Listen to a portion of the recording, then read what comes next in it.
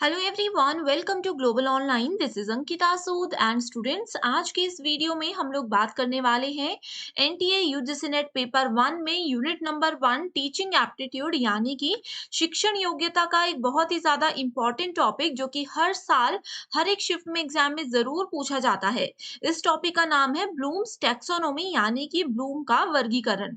ये टॉपिक बहुत ज्यादा इंपॉर्टेंट है एंड आप सभी को स्टूडेंट्स मैं ये बता दूं कि यूजीसी नेट पेपर 1 का न्यू बैच जो हमने स्टार्ट किया है, इसमें मैं सारे के सारे 10 यूनिट्स आपको हिंदी एंड इंग्लिश दोनों ही लैंग्वेजेस में कंप्लीट कवर कराऊंगी, वो भी शॉर्ट एंड स्मार्ट ट्रिक्स के साथ। इसी न्यू बैच की लेक्चर सीरीज में ये है हमारा लेक्चर नंबर 5, जिसमें कि ब्लूम्स टेक्सोनॉमी, इसके जितने भी टाइप्स हैं, इसके जितने भी एग्जाम्पल्स हैं, इन सभी को रियल लाइफ एग्जाम्पल्स के साथ मैं आपके सामने प्रेजेंट करने वाली हूँ। डेली पेपर 1 की फ्री क्लासेस हमारे यूट्यूब चैनल पर आपको मिलेगी शाम को 6 बजे। तो स्टूडेंट्स, हिंदी एंड इंग्लिश किसी भी लैंग्वेज में आप पेपर 1 दे रहे हो तो आप लोग जरूर इन क्लासेस को अटेंड कीजिएगा। इसी के साथ आपको ये भी पता होना चाहिए कि पेपर 1 यूनिट 1 यानी कि टीचिंग एप्टीट्यूड में आज का ये टॉपिक कहाँ पे प्रेजेंट है। तो आप लोग पूरा सिलेबस यहाँ पे देख सकते हो, लेकिन आपको ये टॉपिक ब्लूम्स टेक्सोनॉमी कहीं भी नहीं मिलेगा। तो स्टूडेंट्स, मैं आपको ये भी बता दूं कि जो लेवल्स ऑफ टीचिंग है जो कि हमने पहले किए हैं, memory, understanding and reflective level, इसी को बोला जाता है ब्लूम्स टेक्सोनॉमी। ठीक है, इसी को बोला जाता है ब्लूम्स टेक्सोनॉमी।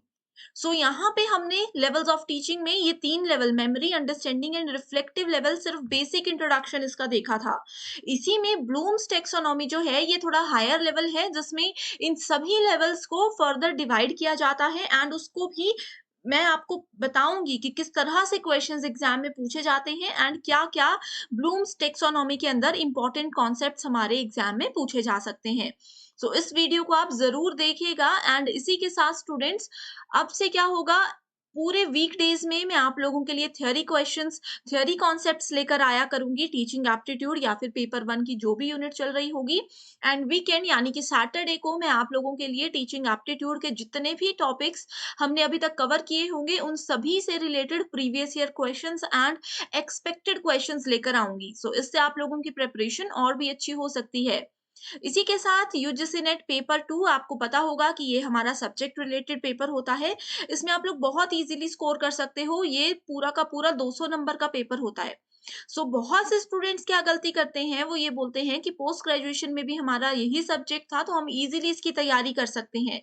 लेकिन मैं आपको बता दूं कि आपके पोस्ट ग्रेजुएशन का लेवल एंड यूजीसी नेट में एग्जामिनेशन में जो क्वेश्चंस आते हैं उसका लेवल, इन दोनों में बहुत ज्यादा डिफरेंस होता है। ग्लोबल ऑनलाइन की टीम आपके लिए पेपर 2 का कंप्लीट स्टडी मटेरियल लेकर आई है, जो कि बिल्कुल कंप्लीट, कॉम्प्रिहेंसिव एंड अपडेटेड है। स्टडी मटेरियल में आपको मिलेंगे full syllabus notes and most expected MCQs, वो भी बिल्कुल गारंटी के साथ। आपके सामने टोटल 20 सब्जेक्ट्स की लिस्ट आप देख सकते हो। इसमें से जो भी आपका पेपर 2 है, आप उसको यहाँ पे सिलेक्ट कीजिए एंड उसके बाद आपको करना क्या है, स्क्रीन पर ये जो नंबर नजर आ रहा है, इस नंबर पर आपको व्हाट्सएप की हेल्प से कांटेक्ट करना होगा। ठीक है, जैसे ही आप इस नंबर पर कांटेक्ट करते हो, 15 से 20 मिनट में आपको ये कंप्लीट स्टडी मटेरियल मिल जाएगा। इसकी सबसे अच्छी बात ये है कि आपको इसके लिए सिर्फ एक ही बार फीस पे करनी है एंड आप इसको लाइफ टाइम के लिए यूज कर सकते हो। इसके लिए आपको फीस पे करनी है सिर्फ 1500 रुपीज। तो जल्दी से स्टूडेंट्स आप इसको ज्वाइन जरूर कीजिएगा। आते हैं अपने टॉपिक पे, जो कि है ब्लूम्स टेक्सोनॉमी। ब्लूम्स टेक्सोनॉमी, जैसे कि मैंने आप लोगों को बताया कि इसको बोला जाता है लेवल्स ऑफ टीचिंग। ठीक है, ज़्यादा डिटेल में नहीं जाते हुए इंपॉर्टेंट कॉन्सेप्ट पे डायरेक्टली फोकस करते हैं। वो ये है कि ब्लूम ने क्या किया था, 3 कैटेगरीज में अपने टेक्सोनॉमी को डिवाइड किया था। ठीक है, वो 3 कैटेगरीज हैं। पहली है कॉग्निटिव, दूसरी है इफेक्टिव एंड तीसरी है psychomotor. Cognitive, effective and psychomotor. Cognitive जो होता है ये होता है हमारे पास लोवेस्ट लेवल एंड साइकोमोटर होता है हाईएस्ट लेवल। इन चीज़ों को नोट कर लीजिएगा। कॉग्निटिव, ये टर्म यूजीसी नेट में बहुत बार आप देखोगे। कॉग्निटिव का मतलब होता है माइंड से रिलेटेड, किसी की मेंटल हेल्थ या जो भी है, तो इसको हम लोग बोलेंगे मेंटल स्किल्स। अगर किसी स्टूडेंट की मेंटल स्किल्स की बात की जाए तो हम कॉग्निटिव टर्म यूज करते हैं। ठीक है, दूसरा जो है इफेक्टिव डोमेन, ये होता है ग्रोथ इन फीलिंग्स, ठीक है, जैसे इमोशनल एरिया होते हैं, एटीट्यूड होता है, ठीक है, इस तरह से जो चीज़ें होती हैं ये आता है अफेक्टिव में। तीसरा आता है हमारे पास साइकोमोटर, जो कि हाईएस्ट लेवल होता है, ये होता है किसी की फिजिकल स्किल से रिलेटेड। ठीक है, अभी तक स्टूडेंट्स आपने इतनी चीज नोट कर ली। अब मैं आगे आप लोगों को बताऊंगी कि फर्दर इन तीनों चीजों को डिवाइड किया गया है। वो इतना इजी है, मेथड जो एग्जाम्पल मैं बताऊंगी वो इतना इजी है कि आप एक बार पढ़ोगे एग्जाम तक आपको नहीं पढ़ना पड़ेगा फिर से। ठीक है, सो सबसे पहले बात करेंगे हम लोग कॉग्निटिव की। यहाँ पे भी आप देख सकते हो कॉग्निटिव की बात करेंगे, ये माइंड से रिलेटेड है। सो कॉग्निटिव में जो कॉग्निटिव लेवल होता है इसको फर्दर 6 फेजेस में डिवाइड किया गया है। एंड मैं बता दूं कि ये जो फेजेस हैं इनकी सीक्वेंसिंग बहुत इंपॉर्टेंट है। ये तीनों में ही ये जो सीक्वेंस आपको नजर आ रहा है ये इंपॉर्टेंट है। ठीक है, सो सबसे पहले यहाँ पे 6 फेजेस हैं। जो नॉलेज होता है ये होता है किसी भी पर्सन का लोएस्ट लेवल, एंड इवेल्युएशन होता है उसका हाईएस्ट लेवल। अभी हम सिर्फ इतनी ही बात कर रहे हैं। ठीक है, ये होता है इसका हाईएस्ट लेवल। सो कॉग्निटिव जो होता है ये होता है नॉलेज बेस्ड। अब माइंड है, माइंड में जो हमने नॉलेज कलेक्ट किया वही होगा, सो वो है नॉलेज बेस्ड। इस तरह से आप याद रख सकते हो। ठीक है, अब इस सीक्वेंसिंग को कैसे याद रखना है, आपको पता है माइंड के केस में कुछ भी हो सकता है। ठीक है, सो आपने इसको याद रखना है केस। केस तो आपको पता है, लेकिन केस में डबल ए कर देना है, और के की स्पेलिंग आती है इस तरह से, तो आपने इसको ऐसे याद रखना है केस। ठीक है, सो यहाँ पे K for knowledge, C for comprehension, A for application, A for analysis, synthesis and evaluation. So इस तरह से आप लोग कॉग्निटिव को याद रख सकते हो। ठीक है, सो 6 लेवल्स होते हैं। ये क्या करता है, knowledge and development of intellectual skills, इन चीजों को कवर करने के लिए काम आता है।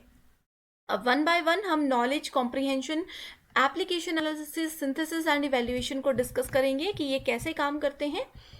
तो सबसे पहले देखो स्टूडेंट्स, यहाँ पे इस तरह से आप देख सकते हो इसको, यहाँ पे कुछ कीवर्ड्स भी हैं। ठीक है, सो कीवर्ड पे जाने से पहले मैं डायरेक्टली यहीं से बताती हूँ।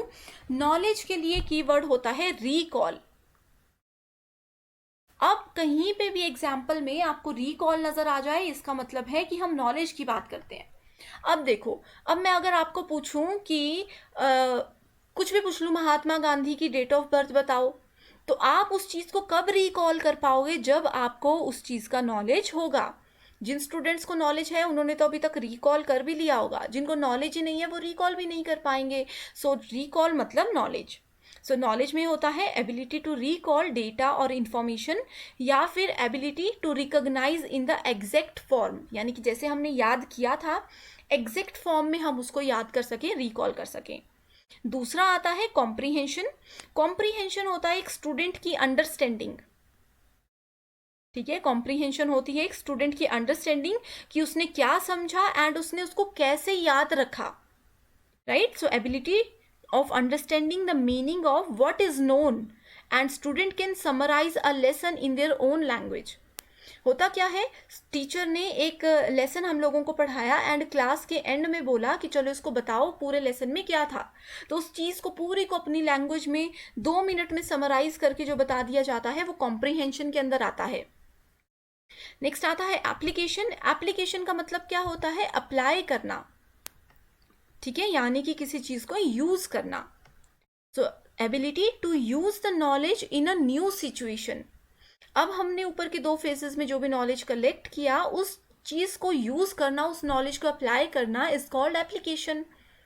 अब जैसे मैंने बचपन में लिखना सीख लिया, वो मेरा नॉलेज था, मैंने ए लिखना सीखा, मैंने बी लिखना सीखा। उसके बाद कॉम्प्रीहेंशन में मैंने क्या किया, मैंने ए को थोड़ा सा इस तरह से लिखना सीख लिया, बी को थोड़ा इस तरह से लिखना सीख लिया। एप्लीकेशन है कि ये जो नॉलेज और ये मैंने कलेक्ट किया इसको मैं कहाँ यूज कर रही हूँ। आज मैं आपको पढ़ा रही हूँ, मैं इस तरह से यहाँ पे फटाफट लिख रही हूँ, ये मेरा नॉलेज है, ये मेरा एप्लीकेशन है। ठीक है, नेक्स्ट आता है एनालिसिस। एनालिसिस मतलब ability to differentiate facts and opinion. Analyse करना कि अभी तक हमने जो सीखा उसमें कुछ डिफरेंस है, आगे जो हम सीखेंगे उसमें कुछ डिफरेंस है, ये सब चीजें। सिंथेसिस का मतलब होता है ability to integrate different elements, जिसका कि न्यू मीनिंग हम निकाल सकें। जैसे अभी तक मैंने किसी चीज को समझ लिया था, उसका मैं कुछ और मीनिंग समझती थी, अब मैं उसी नॉलेज को यूज़ करके कोई नई चीज़ क्रिएट कर सकती हूँ, जनरेट कर सकती हूँ, नया मीनिंग निकाल सकती हूँ, that is called synthesis. And last आता है इवैल्यूएशन। इवैल्यूएट करने का मतलब होता है जजमेंट, ठीक है। सिंथेसिस का मतलब होता है न्यू मीनिंग। कहीं पे भी एग्जाम्पल में अगर आपको एग्जाम में न्यू मीनिंग दिख जाए तो सिंथेसिस होगा, जजमेंट दिख जाए तो इवैल्यूएशन होगा, ठीक है। So ability to make judgments about the importance of the concept, उस पर्टिकुलर कॉन्सेप्ट के बारे में जजमेंट देना, खुद को, किसी और को जज नहीं करना, खुद को, that is called evaluation, right. So ये है हमारे कॉग्निटिव, दैट इज माइंड से रिलेटेड सेक्शन में। अब दूसरी बात करते हैं अफेक्टिव डोमेन, जो कि हमारी फीलिंग्स, हमारे इमोशन से रिलेटेड होता है, ठीक है। इसका एक मैं इतना अच्छा एग्जाम्पल बताऊंगी कि आप कभी नहीं भूल पाओगे, ठीक है। सो इसको भी डिवाइड किया जाता है। रिसीविंग जो है वो लोएस्ट है, responding, valuing, organising, characterising by values, ठीक है। सो इसको आप सिंपली ऑर्गेनाइजिंग एंड कैरेक्टराइजिंग भी याद रख सकते हो, ठीक है। लोवेस्ट है ये एंड हाईएस्ट है ये वाला लेवल। अब इसको याद रखना है R2VOC, एक दो बार डिफिकल्ट लगेगा, R2VOC आप इसको इस तरह से याद रख सकते हो, ठीक है। अब बात करते हैं रिसीविंग की। यहाँ पे एग्जाम्पल के साथ ही डायरेक्टली मैं शुरू करती हूँ। जैसे कि देखो, छोटा बच्चा होता है वो रिसीव करता है, ठीक है, उस पर पूरा अटेंशन दे करके।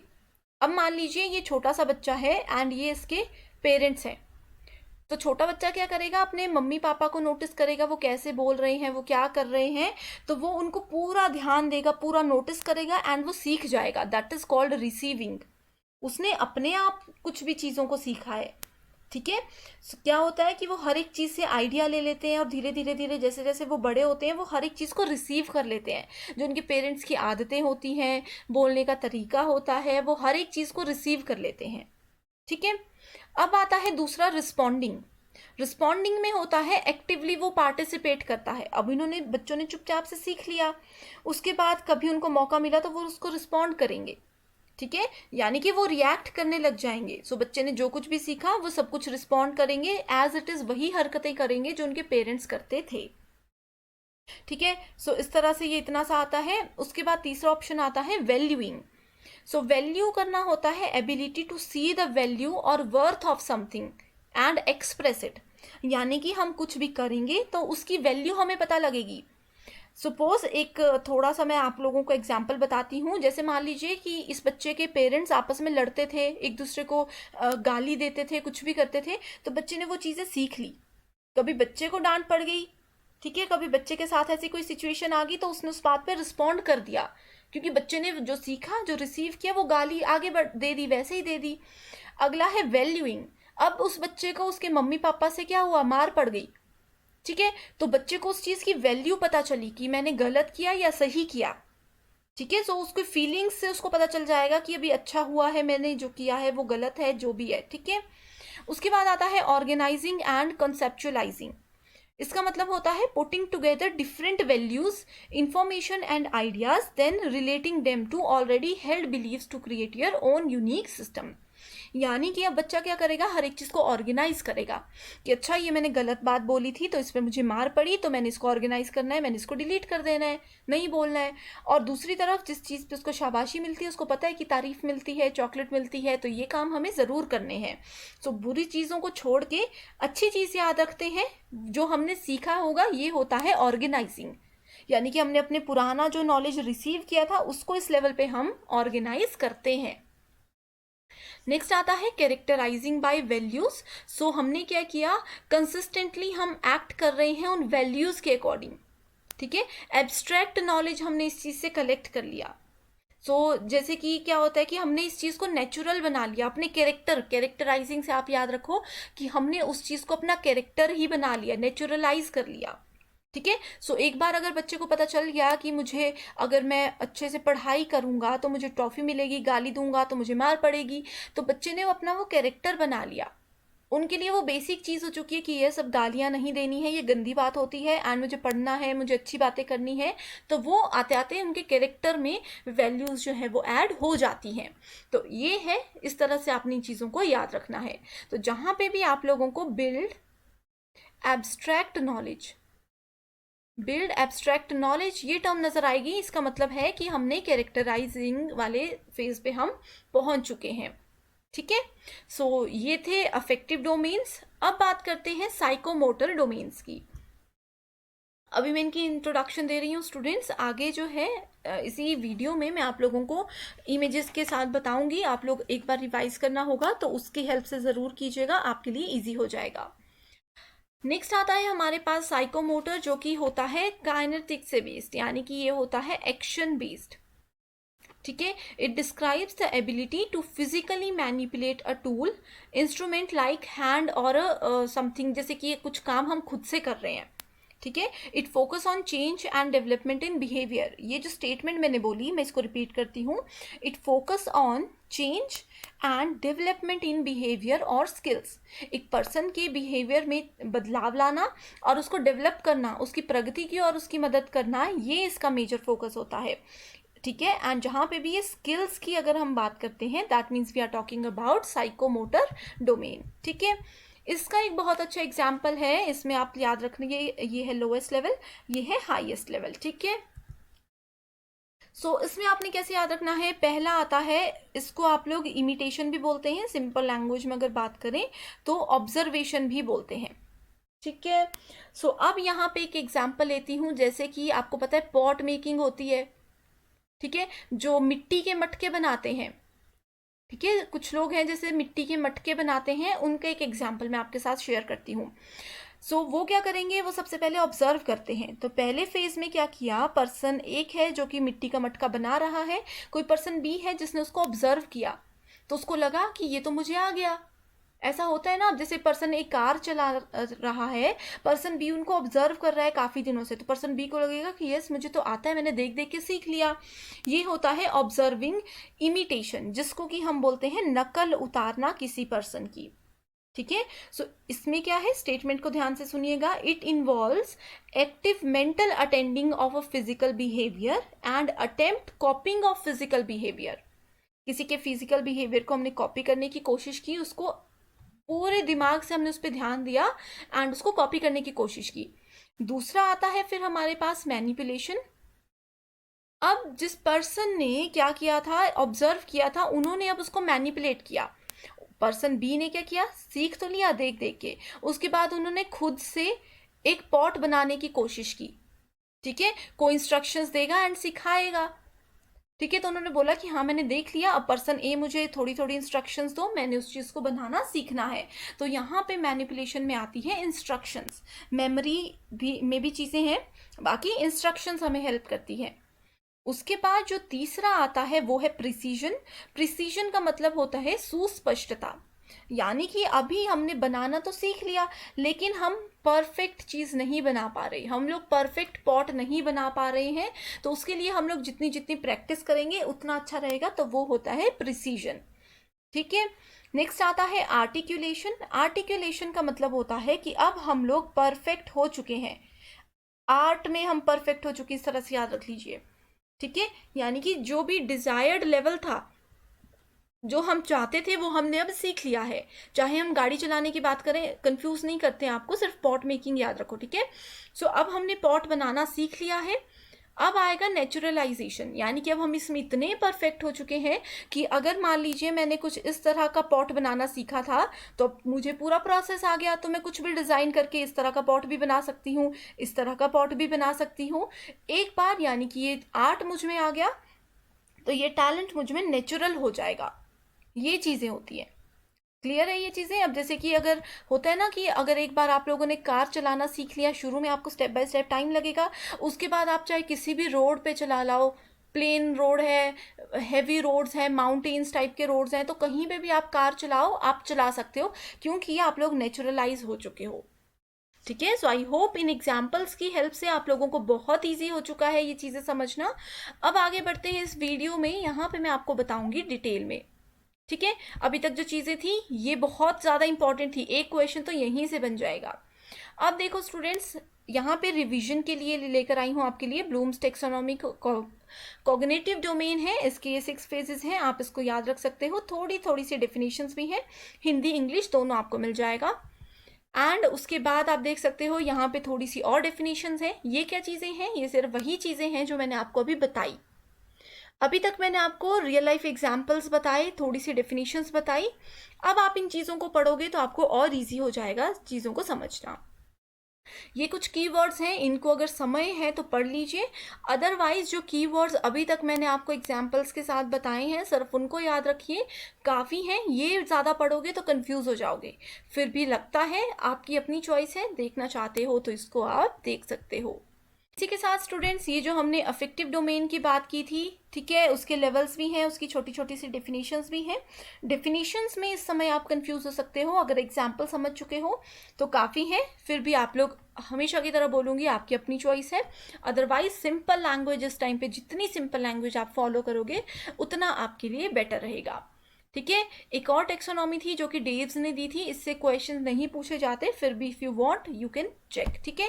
ये जो तीसरी टेक्सोनॉमी मैंने आप लोगों को बताई थी साइकोमोटर, ये वही वाले स्टेजेस हैं एज इट इज़, ठीक है। सो डेव्स ने ये साइकोमोटर टेक्सोनॉमी जनरली हमें दी है, राइट। सो लेवल्स देख लो साइकोमोटर के, जो भी है हर एक चीज़ आपके सामने है। सो आई होप स्टूडेंट्स आज की वीडियो आप लोगों को पसंद आई है। एंड अगर आप लोग इसी तरह की वीडियो लेक्चर्स मुझसे चाहते हो तो आप कमेंट करके मुझे ज़रूर बताइएगा, मैं आपके लिए इस तरह के वीडियो लेक्चर्स लेकर आऊँगी। श्योर टॉपिक्स हैं तो अच्छे से फॉलो कीजिएगा। So thank you so much for watching this and I wish you all the very best.